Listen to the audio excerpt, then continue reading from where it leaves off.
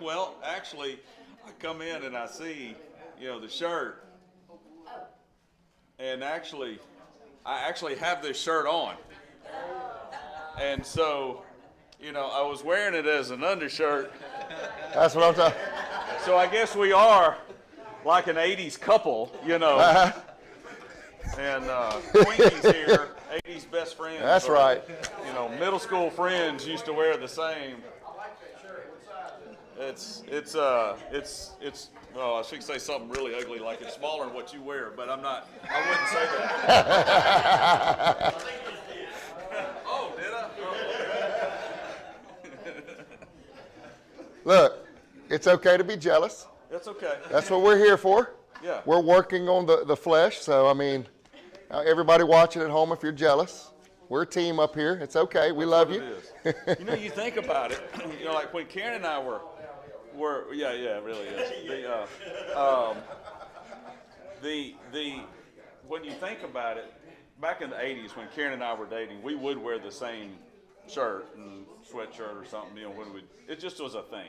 I'm glad it's not a thing now. But you know what still wears the same thing? A team. Right. A team. They all wear the same jersey. They all have the same helmets. They all look the same. Unless they had their names on the back, you probably wouldn't recognize who they were. So we're a team. We're a team.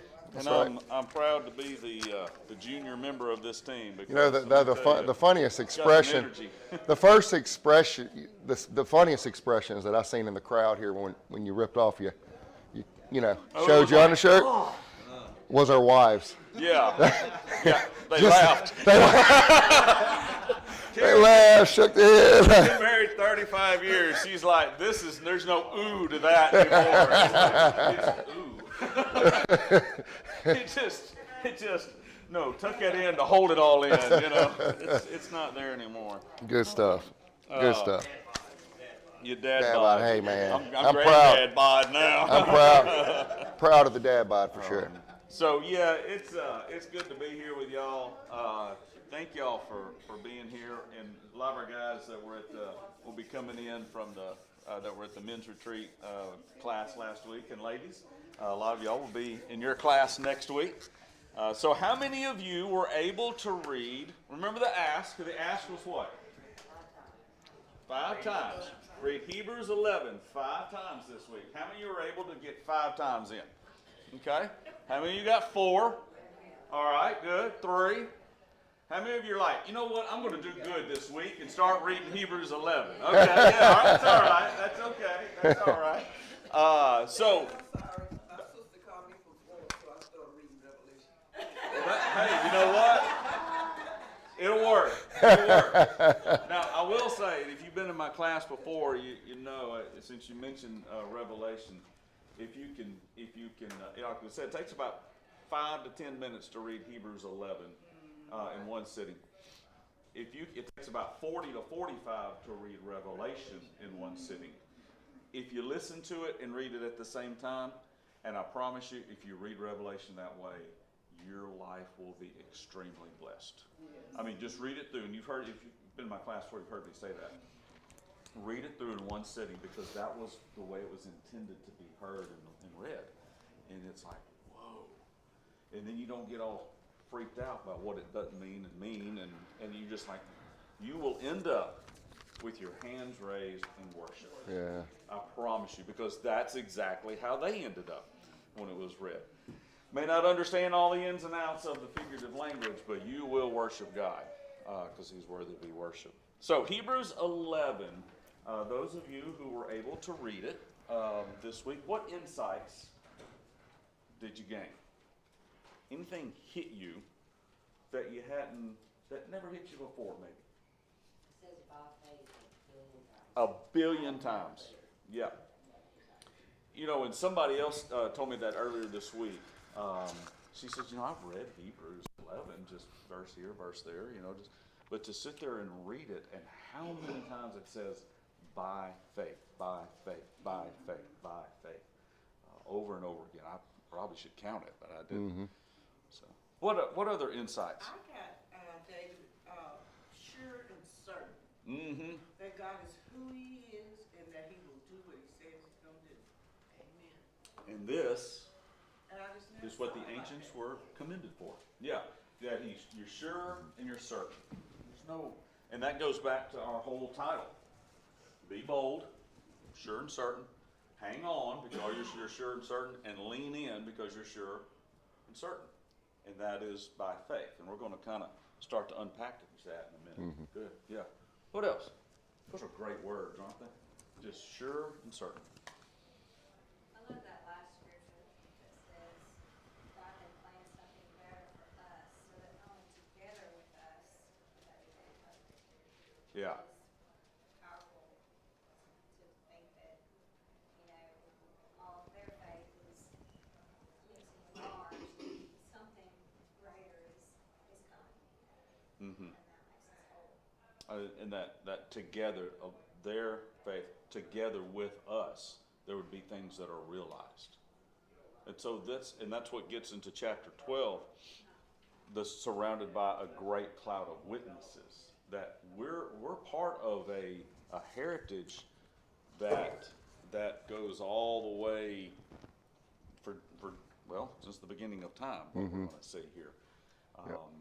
And that together with us. You also had another thing that kind of blew my mind I hadn't thought about the other day. I mean, it's like, way to pull the shovel out and dig about 4 scoops deep there, Karen.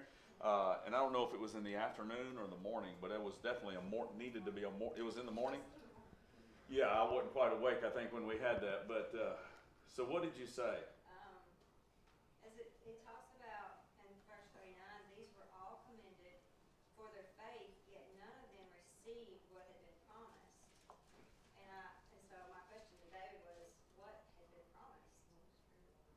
You know, you kind of would feel Jesus, the Holy Spirit, but all these people that were talked about in verse 35, 37, 38, all of those people who were stoned and sawed in two, that was after Jesus had come. So I was like, so It's during that Neroian, During that. how do you say that? Nero's persecution. Yep. Yeah. so I was. And other times too, but yeah. And so when she asked that question, which was, what was promised, my deep theological answer was, I don't know. I mean, that's a good thought. I've never really thought about that. And so, you know, it really is. I mean, you think when you hear what was promised and the promises, you think Abraham and 3 promises and all that. And that's definitely there, but you also have this, but these were Jews and Gentiles that were killed in post resurrection of Jesus, and throughout. So something that was promised was even beyond them, and so something that was promised is probably even beyond us. And I think that it's the restoration of all things. It's the restoring of what God had intended and what he meant for things to be. It kind of leads to it, like I said, only with us will they be made perfect, and that's that wholeness that he's wanting to give everything back to. So y'all just got insight into our coffee conversation the other morning. So, Kayla had the same question. I mean, Yes, it's he did. funny how it just it opens your eyes, and when you look at a faith journey, there's so much to it, and I think that's truly why we're not meant to truly understand God nor what He's doing, because then there would be no room for faith. And it has opened my eyes. It ain't always going to look pretty. It ain't always going to get the promise, but it's always about glorifying God and keeping Him first. And it blows your mind just how you can relate to all these faith testimonies. I mean, I see so many people here at WFR Church, and I'm like, man, I think about so-and-so when I'm reading this. I mean, a lot of similarities, but yet it still leaves you longing and wondering more and wanting to know more. It's also why you need community, because other people see something you didn't see, well, and open your eyes to it. well, that's a beautiful point. That's why you need community, because I have a lot of blind spots that I can't see, but other people can see my blind spots. I forget what it was. I was in a conversation, and probably should have used this illustration because I'm vague on details, but I was talking to a fella, and he said, man, I think I've got to really work on this. And I just kind of nodded my head, and he said, y'all already knew that, didn't you? I'm like, yeah. Yeah, we already, he said, everybody knew it by me? Yeah. Because we have blind spots to our life, and so we need that community. Yeah, we say in recovery, self can't see self. Oh, you a lot can't. of times. No, we're blinded to it. James even mentions that about you see yourself in the mirror and then you go forget what you look like. So it's kind of that idea. That's why I thank God for my wife. Well, yeah, mine too. I thank God for your wife too. But wives make us better. Absolutely. Yeah. I mean, even Karen this morning, she said, "Are you ready to?" I'm preaching this morning too, and she said, "You ready to preach?" And I said, "Yeah, I think so." She said, "Okay, before you do, get that nose hair." And I'm telling you this because I love you. I just don't want everybody to see it on the big screen. I'm like,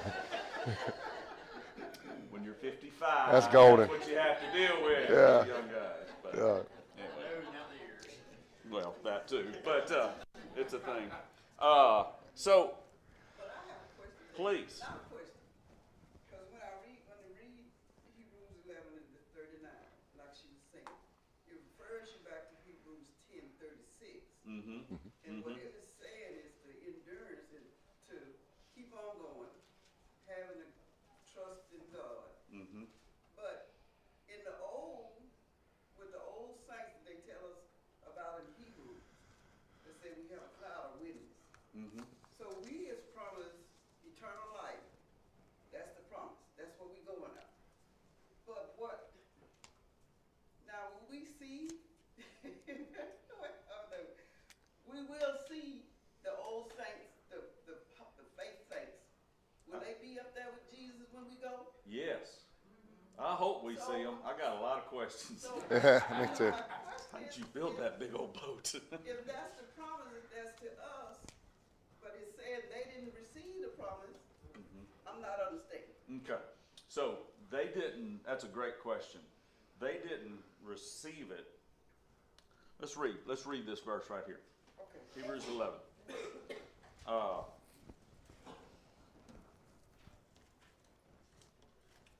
Find exactly what I want to say. Let's go just start with verse 1. Now faith is being sure of what we hope for. There's Bertha's sure. Sure, certain, and surety here. Sure of what we hope for and certain of what we do not see. This, being sure of what they hope for and certain of what we don't see, is what the ancients were commended for. Okay. So, sure of what we hope for. And this is actually, you segued perfectly. This is where we're going in here. Certain of what we do not see. Sounds a bit nebulous. It's almost hard to even define. And oftentimes you'll hear, oh, it's faith defined. And it's a good definition of faith. But if we could actually put a black and white, word for word definition on faith and say, oh, what is faith? It's this. Oh, okay, great. I understand faith now. No. Then it wouldn't be what? It wouldn't be faith. So faith is less about a definition and more about doing and experiencing what's going on. And that is exactly what the ancients were commended for. Because as they said, and we're going to get into these stories, or all these stories are about, okay, it may defy logic, and Noah's building an ark, and it probably hadn't even rained yet, and I'm going to build a boat. Anyway, I'm going to act on that. Now, when they died, Noah saw everything that happened, and he, in the ark, and made a sacrifice, and then he died. Abraham died without receiving the promise, or without realizing the promise of, I'm going to make you a great nation, seeing this land. He did not realize that. But Moses, for instance. Moses. Seen it from a distance. Abel, right, was killed. Like when we're going to talk about an end time promise and an end time Right. promise here in a little bit. So, And So- David, I was gonna say, you know, when I read about Moses and Elijah coming and taking care of Jesus, then that makes me feel like they're all there waiting on us. Right, right. So verse 13, which is ahead of where we're going, but it's all kind of wraps together. All these people, talking about Noah and, well, everybody, all these people were still living by faith when they died. They did not receive the things promised. They only saw them and welcomed them from a distance, which is Hebrews 11:1. Yes. I'm sure, and I'm hoping that, I'm sure it's there, and I'm hopeful of what I can't see. I know it's there. And they admitted that there were aliens and strangers on the earth. People who say such things show that they are looking for a country of their own. If they'd been thinking of the country they had left, they would have had opportunity to return. Instead, they were longing for a better country, a heavenly one. Therefore, God is not ashamed to be called their God, for he has prepared a city for them, which gets all the way back to the end of Revelation that you're reading in that city, that New Jerusalem that comes down from heaven. Okay. Yeah, so is that, I mean, it's still a little bit nebulous because we live in a already but not yet situation. Where we're walking and living by faith, and we know there's something better. That's why whenever there is a death, we mourn differently, because even though it's difficult here, we know they don't want to come back. That's right. And we don't want them to come back to this broken, fallen state. Yeah, we emotionally may want them, but boy, when you get down to it, we're like, I know. We always say they are better off, in a better place. And we typically say that for the older ones who have lived a long life, but for the young ones, the tragedy of death for the younger ones, you know, are they in a better place? Yes. Yeah, they really are. Unfortunately, we that's tough to get our mind around, but man, just think about what they will have been spared from. That's right. Now that's tough, you know, in our minds that have to bury those. It's tough. That's why we, along with them, are going to realize this promise, and there is that hope. One of the most disappointing things I ever heard as a child, from a spiritual perspective, and I don't even know where this came from because I never did ask my mom and grandmother this, but they said, well, I remember asking, I was very, very, very young. They said, I said, well, I know Papa in heaven. He died, my Papa died when I was really young. They're like, well, you'll know him, but you won't know he's your Papa. Well, that just kind of blew my little 7-year-old mind. I didn't know what that meant. And they're like, well, you won't recognize him as this, but you'll recognize him as this. That was discouraging to me. I know there is no, you know, the Bible talks about there is no marriage and giving in marriage, and I think that means that there's not these things that happen on earth that will be different, and it's hard to fathom. But I hope whenever I see Karen in heaven, or whenever she comes to heaven and sees me, because I really do hope she outlives me. But that's just my selfishness there. That I'm like, come on in, honey, I've been waiting for you, it's great. I really hope so. I hope I see those people that have gone on and recognize them. But even if I hope that, if I can hope that, it's got to be so much greater than what I can hope for. You know, because it always tends to work out, or it doesn't tend to. It always works out way better than what I could imagine. So when we talk about, does that make sense? Does that help a little bit? So you look at faith is, and Derek mentioned this, faith sometimes is not fully experienced in the moment, or I'm saying that wrong. It's fully experienced in the moment, but maybe not fully realized except after the moment. In retrospect. Kenny came in and was talking this morning, had a tough day yesterday, didn't you? Yeah, but you walked right past all the bad and stayed on the good path, didn't you? You passed, you said, I had a test yesterday, and Derek asked you what? How'd you do? You do it? You make an A or a C? Made an A. Well, you know what? At the moment, didn't feel like an A, did it? No. Yeah, but now the next day you look back in retrospect and say, you know, I actually overcame that. Well, you know what made you overcome that? Your faith in Faith. God. Yes, sir. Yeah. So it's a lot of times faith is fully realized in retrospect when we look back and say, "Wow, God was doing some great things," and thank you for putting things in my path to follow you that way. That's what the ancients were committed for. We always see faith and action together. James chapter 2, a lot of us can probably quote it. You say you have faith, what? I have deeds. You show me your deeds, I'll show you my faith. And they go together. Now, this is not deeds that save us. Right. It's deeds that grow us. It's the effort into our integrity. I've got faith. It's the byproduct of our faith. But David, also, in that moment, sometimes when you fail, you don't see this failure until afterwards as well. Well, that's a good point, because how many times have we all stumbled in our faith and been like, oh, I didn't handle that one real well. You know, I did not handle that well at all. I was not living by faith, walking by faith. In the moment, you don't see it. Those words coming out of my mouth were not fueled by faith, but fire. And, but boy, whenever there's grace and restoration that happens, we're like, okay, you know, when we fall forward, hopefully, and fall into grace and mercy. We're going to move on, but to the next thing. But I do want to read this thing real quick in Hebrews 3. Verse 16 says, and this is talking about the people, the Israelites, when they left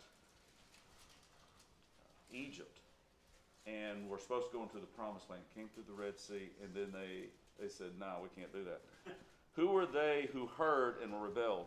Were they not those whom Moses led out of Egypt? And with whom was he angry for 40 years? Was it not those who sinned, whose bodies fell in the desert? And to whom did God swear that they will never enter my rest, if not those who disobeyed? So we see that they were not able because of their unbelief. And so what he does is he links unbelief and disobedience. So you flip that, and what do you have? Faith and obedience. When we have faith, we're sure of what we hope for, certain of what we do not see. But I'm just not so sure about that. Let me spend some time figuring that out. You won't. You won't. Because it's just like when you were asking the question,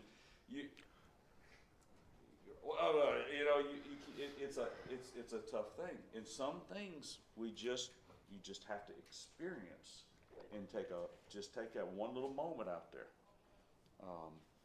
And that's what being sure of what we hope for and certain of what we do not see. That's what's commendable. I don't know what to do, but I'm just going to show up. There you go. That's the little mustard seed right there that eventually can push a mountain out of the way. All right, I've talked too much. Sorry. Go ahead, There Bubba. wasn't even in the notes, half of it. But thank you for your questions, please. Yeah. Our interaction here and your thoughts are way more important than what we've got planned here. Right. Okay? What This is God who has we are. planned is way more important. Exactly. Okay. So verse 3. By faith, we understand that the universe was formed at God's command, and so that what is seen was not made. Let me read that again. What is seen was not made out of what was visible. In other words, something came from nothing, and there had to be a something that created the something out of nothing. Now let me just put it this way.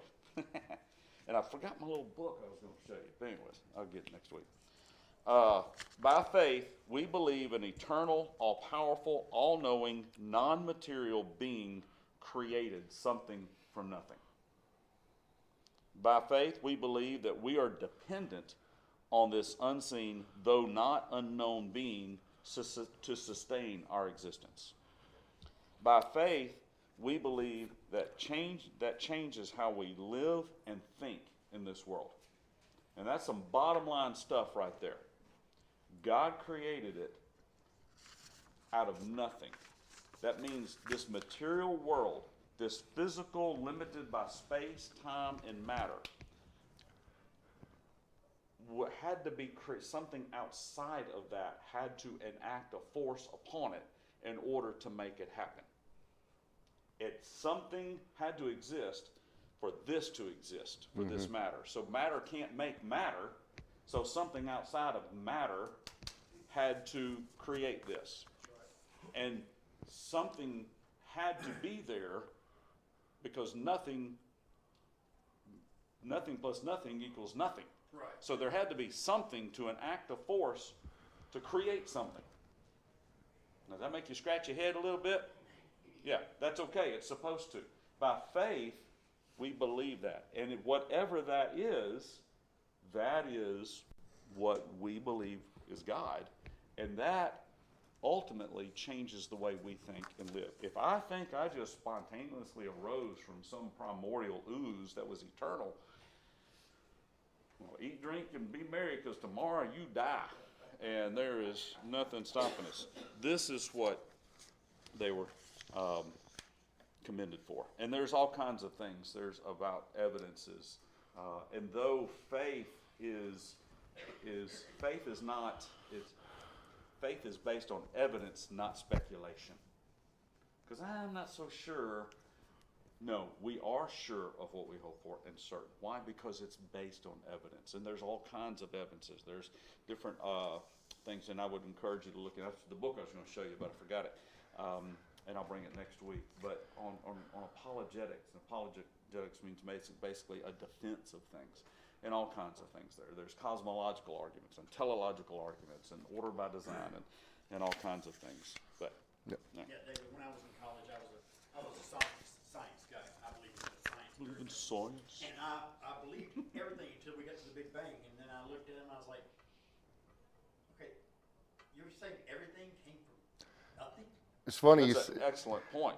You've been reading our notes. That's Yeah. right here. Like, So Yeah. I like to always look at the other end, and I like in science, the Big Bang Theory. So I just kind of started Googling, like, what do they really believe? Like, what's the statement? So this is from Google, the AI. It says, according to the widely accepted Big Bang Theory, the universe began from a single, incredibly dense point called a singularity, which essentially popped into existence from nothing. This is their best answer. Rapidly expanding and cooling to form the universe we observe today. However, the exact mechanism of how this nothing transitioned into a singularity remains a major scientific mystery which current physics unable to fully explain it.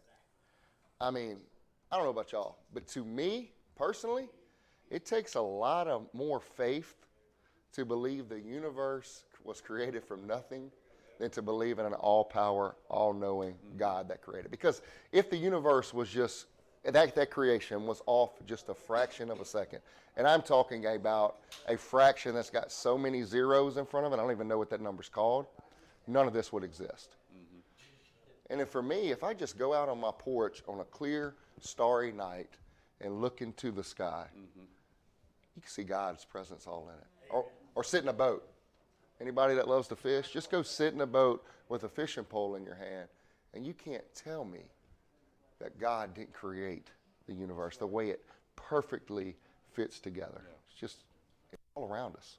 And I love how the Hebrews writer here starts we're about to read about and study all kinds of testimonies in this class. But what does he say in the first one? We. That means every single one of us reading Hebrews, everyone in this room that's studying this is a part of this first testimony. And I love that. Which brings us to our next one, by faith testimony, as we're going to talk briefly about Abel. So Hebrews 11:4 says, by faith Abel brought God a better offering than Cain did. By faith he was commended as righteous when God spoke well of his offerings. And by faith Abel still speaks even though he is dead. I find it interesting here. Here we have a story of two boys, right? They grew up believing in the same believing family, the same parents, and brought up the same way. They come to the same altar to worship the same God. Parents were Adam and Eve. I'm sure, I don't even know if fire was invented yet. Maybe, maybe not. That's neither here nor there. But they were probably sitting around the dinner log or whatever they had. And you know that they would both be hearing stories of the time when they were in the garden. They know God exists. They believe in him. But yet there was something different about Abel. So why was Abel's sacrifice better? So I want us to go back briefly to Genesis 4, and we're going to read verses 1 through 6.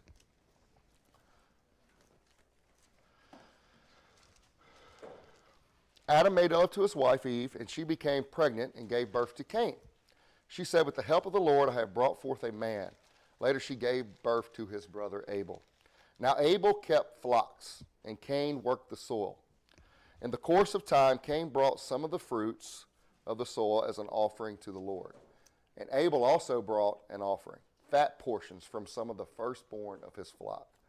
Then the Lord looked with favor on Abel and his offering, but on Cain and his offering he did not look with any favor. So Cain was very angry, and his face became downcast. Then the Lord said to Cain, why are you angry, and why is your face downcast? So we see here that there's a different language when we are talking about these two offerings. Although they're the same brother, they grew up the same, in the same household, there was something different between Cain and Abel. See, when it says the course of time, when it's talking of Cain's offering, that must mean, it's not clearly written, but it obviously means that it wasn't his first, that it wasn't his best. Mm-hmm. Abel, it's clear, brought his best. He brought his firstborn, the fat from his firstborn. He knew and recognized God is who he says he is, and he wanted to give him his best. So although we have two different brothers with the same upbringing, I believe we have two brothers with different priorities and a different heart. Abel's first priority was God and pleasing him, and his works produced by his faith prove that. His heart was fully God's, and it belonged to God's. And we've seen that with his offering. Cain, on the other hand, his first priority was not God. It seemed as maybe Cain was one who prioritized his work more so. I don't know if I can relate to that a little bit, where sometimes even working here at a church, I can put the work over the creator of the universe. And it seems like that's kind of the heart that Cain had compared to the heart that Abel did. But see, this is not a matter of belief, because we see clearly that both Cain and Abel believed in God. They believed he was the creator. They knew and heard stories, like we talked about just a second ago, that God was. This is clearly a matter of strong faith. So I think there's definitely 3 points to make just in this brief story that we see about Cain and Abel. One is the principle of sacrifice. All throughout the Bible, from Genesis to Revelation, we see the importance of sacrifice. And we also know the ultimate sacrifices which brought each and every one of us back to our Father, and that was Jesus at the cross. Sacrifice and offering, we see, becomes law. Levitical law, as Leviticus starts off with these offerings that they must do as Israelites to please God. Sacrifice is also important when it comes to our relationship with God, right? Because what sacrifice is it's taking something that we love, something that we cherish, no matter what it is, and we're putting God first. We're going to put God before whatever that is in our life. We're sacrificing something that our flesh desires, that we love, but we're realizing that, hey, God, you are everything in our life. And that's what Abel did. We also see here that we have the principle of first fruits. Now, Matthew 6:33 immediately comes to mind. Seek first the kingdom and all his righteousness, and everything will be added to you. And I find it very interesting, too, that we see that the Bible, the Old Testament, practically begins with this first fruit offering with Abel. We're in Genesis chapter 4. But then right at the end, as we're reading through the Old Testament, we see Malachi 3:10, which is the last book of the Old Testament. We see the popular tithing verse. It says, bring the whole tithe into the storehouse, that there may be food in my house. Test me in this, says the Lord Almighty, and see if I will not throw open the floodgates of heaven and pour out so much blessing that there will not be enough room to store it. See, Abel knew this before it was ever written. His heart was God's. It was written on his heart, and he knew his first belonged to God. And this principle has not changed today. It's why I love the opportunity every Sunday we get to demonstrate this faith to our God when it comes to tithing, offering, and helping others. And I just want to say, and I said this a couple of weeks ago, this church on a regular, just our regular contribution, $1.4 million to the Lord's work this year, just in the regular contribution. A couple of 100,000 more for missions on One Kingdom Sunday, and I didn't even look up how much for First Sunday contribution, plus everything else that you do outside that we don't keep a record of for accounting purposes. So thank you, online people, thank you so much. Over $1.5 million to do the Lord's work in just this little circle, this little dot in creation. So thank you for being so generous. It's important that we hear that and know that when we give, the Lord is doing some really good things through that. And He's really turned that 1 point whatever million into way exponentially way more. Absolutely. You know, and it don't just stop with our money too, though. We could get careful, like if I put Kayla or Scout or anybody before God, then that's going to start falling into a disaster. Right. You know, so like even my family, offering them up to Him. Hey, you're His. They're yours, and I use me to be the best I can for them, but I'm going to love you first. So that brings us to the last principle, a principle of not putting Him first. And we see this with Cain. I'm just going to kind of brush through this, but when we don't operate in faith, it's very clear, if you would read on in Genesis, that sin is crouching at our door. So when we don't put God first, when and everything that we have is not His first, sin's waiting. That's an opportunity for Satan to come in and get a foothold, as we see what happened with Cain. We know the rest of the story with Cain and Abel, right? It wasn't that his lack of and inferior offering is what caused him to be banished from the land and not being able to get anything as he works the fields. It was that sin crept in once he didn't give his best offering, changed his heart, made him jealous, made him envious of his brother. That sin was full blown when he took him out there and killed him. And then what did God do? Took what He loved the most. See, he put his work before God, and God said, I'm taking it from you. You will be a wanderer now, and you will not be able to get anything from the land that you till. Yeah. So that just shows the importance of faith and keeping God first in everything that we do. Yeah. So from a restless wanderer to a person who walked with God was the next verse here.